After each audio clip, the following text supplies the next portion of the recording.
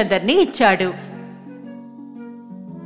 వారంతా పడవని మరమ్మతులు చేయడం మొదలుపెట్టారు. కొద్ది రోజుల్లోనే పడవ ఒడ్డుకు సిద్ధంగా తయారయింది.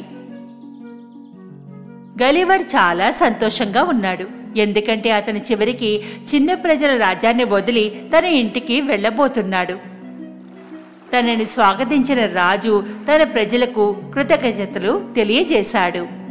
కానీ పెద్ద సముద్రంలో ఓ చిన్న పడవ అతని కోసం ఒక కఠినమైన ప్రయాణం వేచి ఉందని తెలుసుకోలేకపోయాడు. ఒక చిన్న తుఫాన్ అయినా సరే నా ఈ పడవను ముంచేస్తుంది.